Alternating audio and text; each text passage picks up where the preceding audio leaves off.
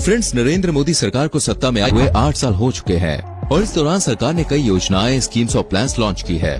धारा 370 हटाने की बात हो या जीएसटी लागू करने की या फिर नोटबंदी की, सरकार को हर बार कई सवालों का सामना करना पड़ा है और देश की जनता ने सरकार को कटघरे में खड़ा कर कई प्रश्न किए हैं। हाल ही में केंद्र सरकार द्वारा अग्निपथ योजना की शुरुआत की गई है, जिसके बारे में आजकल आप न्यूज में काफी कुछ देख भी रहे होंगे। अग्निपथ का कुछ लोग समर्थन कर रहे हैं तो वहीं देश के अधिकांश युवा इसका विरोध करते हुए नजर आ रहे हैं। जगह जगह ट्रेनें रोकने और आगजनी की घटनाएं सामने आ रही हैं। बहुत से लोगों के मन में इस बात को लेकर सवाल खड़े हो रहे हैं कि आखिर सरकार की इस योजना का इतना विरोध क्यों हो रहा है। जो युवा चीख चीख कर सरकार से नौकरी की मांग करते रहते हैं, उन्हें जब सरकार 4 साल के लिए नौकरी दे रही है तो फिर भी वो संतुष्ट क्यों नहीं है। क्या वाकई में सरकार की ये स्कीम फेल साबित होगी? इस स्कीम की घोषणा के बाद सरकार द्वारा इसमें कई बदलाव भी किए जा चुके हैं, लेकिन इन बदलावों से अब भी युवा नाखुश नजर आ रहे हैं। दोस्तों, आज की इस वीडियो में हम आपको अग्निपथ स्कीम के बारे में पूरी जानकारी देंगे। अग्निपथ योजना के तहत सरकार युवाओं को 4 साल के लिए सेना में अपनी सेवा प्रदान करने का अवसर प्रदान करती है। इस स्कीम को टूर ऑफ ड्यूटी का नाम भी दिया जा रहा है। इन 4 सालों में पहले 6 महीने युवाओं को ट्रेनिंग दी जाएगी और उसके बाद 3.5 साल की सेवा उनसे ली जाएगी।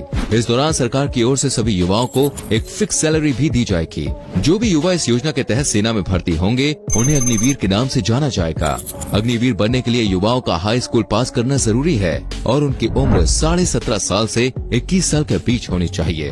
हालांकि विरोध के बाद सरकार ने उम्र सीमा को बढ़ाकर 23 वर्ष कर दिया है। सभी अग्निवीरों को पहले साल 30,000 का वेतन हर महीने दिया जाएगा, जो बढ़ते हुए चौथे साल तक 40,000 तक पहुंच जाएगा। इस सैलरी में से 30% की रकम सरकार प्रोविडेंट फंड के रूप में अपने पास जमा करेगी और 4 साल के बाद अपनी ओर से अग्निवीरों के प्रोविडेंट फंड के बराबर की राशि मिलाकर 11.71 लाख रुपए सभी नौजवानों को देगी। यानी 4 साल की नौकरी में आपको हर महीने सैलरी तो मिलेगी ही, साथ ही रिटायरमेंट के वक्त 11.71 लाख रुपए की अतिरिक्त राशि का भी लाभ मिलेगा। और खास बात यह है कि ये रकम पूरी तरह से टैक्स फ्री होगी।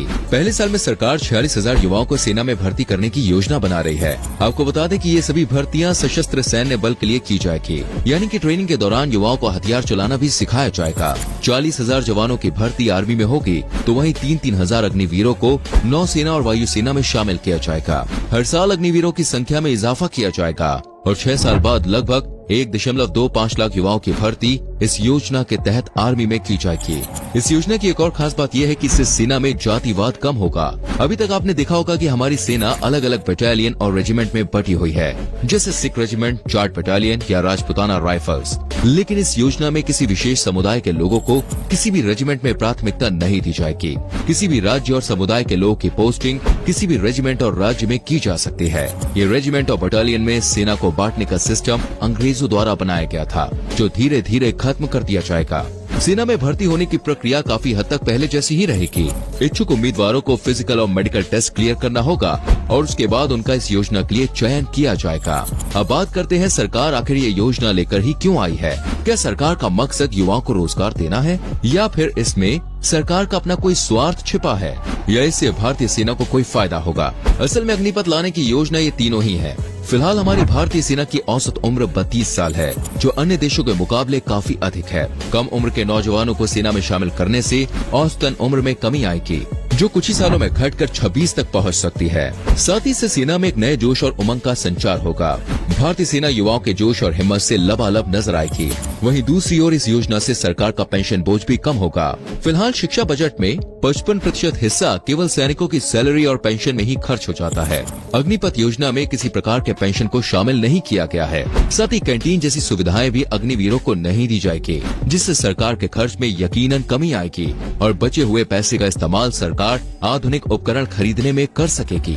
अमेरिका, यूके और चीन समेत दुनिया के कई देश अपनी फोर्स में कमी ला रही हैं और बचे हुए पैसे का इस्तेमाल आधुनिक मिसाइल और अन्य उपकरण खरीदने में कर रही हैं, क्योंकि एक आधुनिक हथियार सैकड़ों दुश्मन की सेना के सैनिकों को एक साथ धूल चटाने की हिम्मत रखता है। अभी तक तो ये स्कीम काफी आकर्षक नजर आ रही है। इसमें सरकार और युवाओं दोनों का ही फायदा लग रहा है, लेकिन बारीकी से ध्यान देने पर इस स्कीम में कई खामियां भी हैं, जिसको लेकर युवा विरोध कर रहे हैं। युवाओं के विरोध करने की कई वजह है। सबसे पहले उम्र सीमा को लेकर युवा अपनी नाराजगी जाहिर कर रहे हैं। देश के लाखों युवा सेना में भर्ती होने का सपना देखते हैं।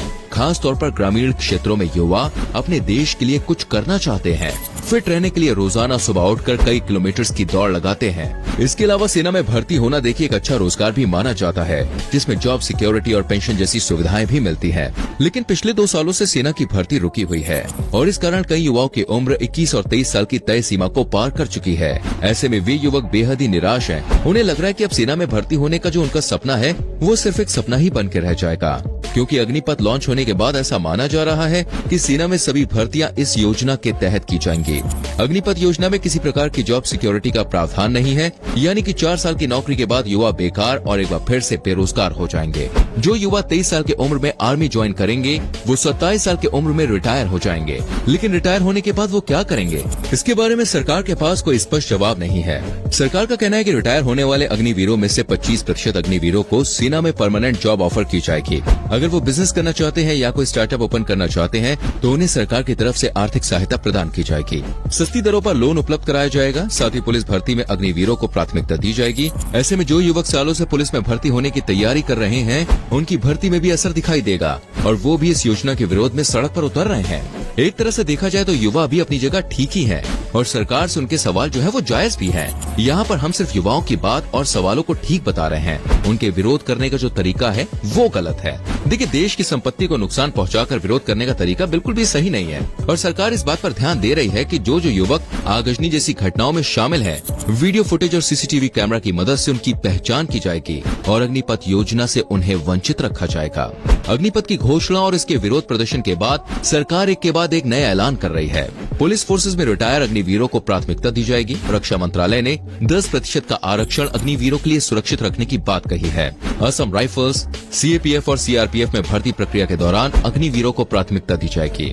इसके अलावा शिपिंग इंडस्ट्री में भी अग्निवीरों को नौकरी देने का ऐलान किया जा चुका है। पहले साल के लिए सरकार ने अग्निवीरों की तय उम्र सीमा में 5 साल की छूट देने का ऐलान भी किया है, यानी पहले चरण में 28 साल तक के युवा अग्निपथ योजना में शामिल हो सकते हैं। इसके अलावा सभी अग्निवीरों को लगभग 45 लाख रुपए तक का इंश्योरेंस मिलेगा और अगर कोई भी अग्निवीर देश की सेवा करते हुए वीर गति को प्राप्त होता है तो उसके परिवार वालों को 1 करोड़ रुपए का मुआवजा दिया जाएगा।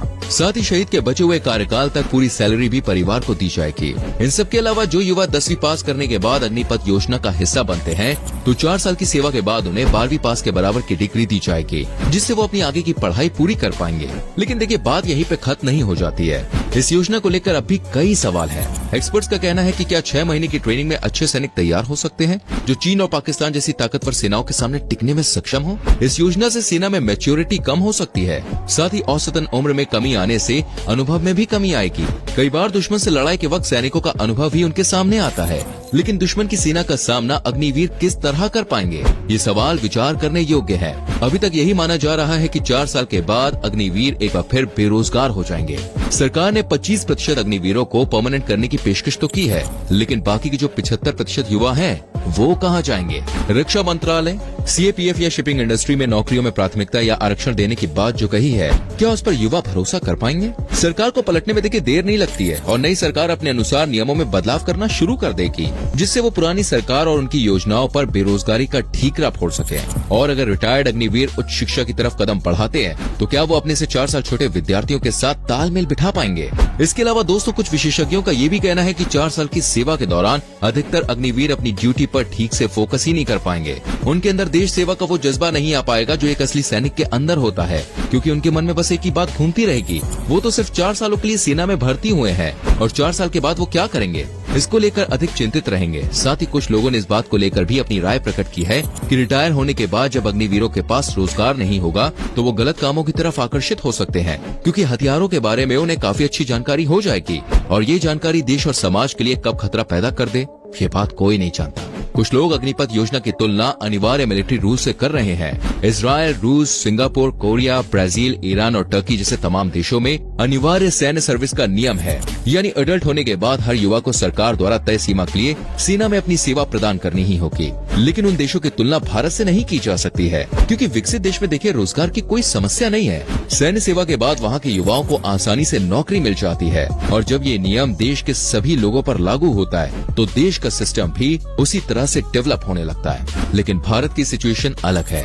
भारत में ज्यादातर युवा रोजगार के लिए सैन्य क्षेत्र की ओर रुख करते हैं और वहाँ से रिटायर होने के बाद उनके पास करने के लिए कुछ काम नहीं होगा। सबका कहना है कि सरकार सबसे पहले अग्निवीरों का भविष्य सुरक्षित करे और युवाओं के सामने जॉब सिक्योरिटी का एक मजबूत मॉडल पेश करे। दोस्तों, अग्निवीर योजना के बारे में आपकी क्या राय है? आपके हिसाब से ये योजना कितनी सही है? और इस योजना को बेहतर बनाने के लिए अगर आपके पास कोई सुझाव है तो कमेंट सेक्शन में हमें जरूर बताएं।